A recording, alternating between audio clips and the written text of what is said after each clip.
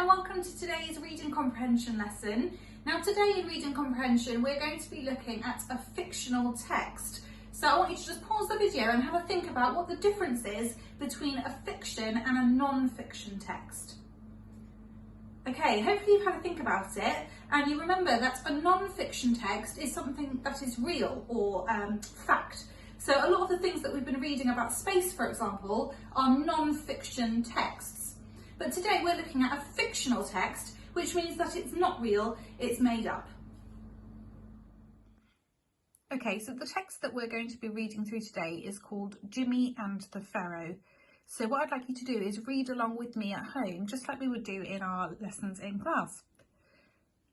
Jimmy lay in his bed and closed his eyes. He was thinking about all the good things that had happened on the school trip earlier that day. Mrs. Richards had forced the class to wander around a boring old museum just because they were learning about the ancient Egyptians. Everyone knew that visiting a museum was the worst kind of school trip teachers had ever invented, but luckily Jimmy had come prepared. He smiled as he thought about it.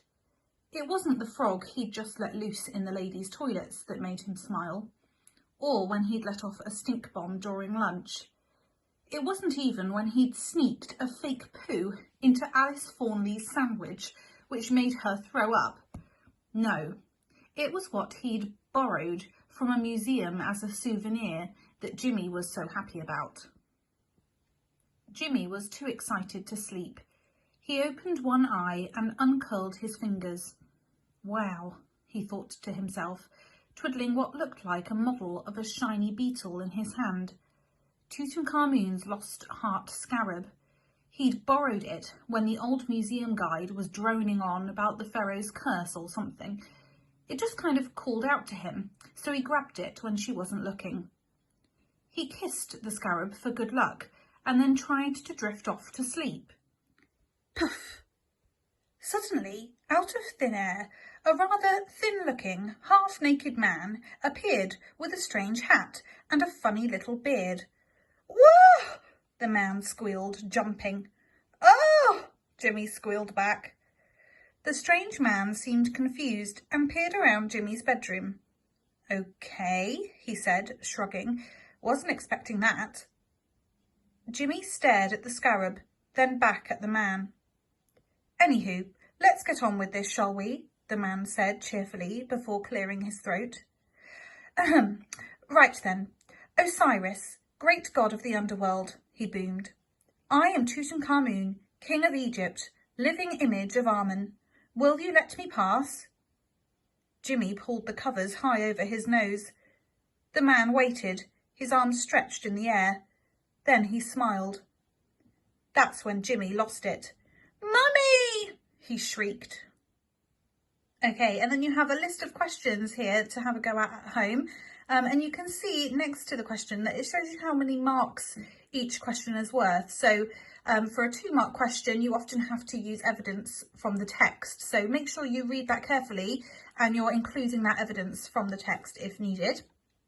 And you can always rewind the video and listen back to the text with me reading it out loud. So I'm going to give you some time now to do that. So I'd like you to pause the video and have a go at answering these questions. And then I'm going to put the answers up on the screen so that you can mark them yourselves. Okay, and here are the answers on the screen now. So for any 2-mark or 3-mark question, you should see on the right-hand side column here that there's the evidence given to you. So for both marks, for the 2 marks or for 3 marks, the part on the right needs to be included as well. So pause the video and just have a look at marking your own work looking at these answers. There are more underneath, so I'll give you a minute to go through these first 8 and then I'll scroll down and leave the next on the screen.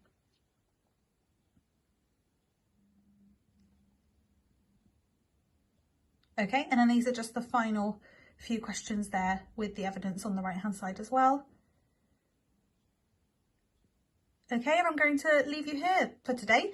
So good luck with the rest of your home learning tasks, and I will be back next Monday for another reading comprehension lesson. Bye!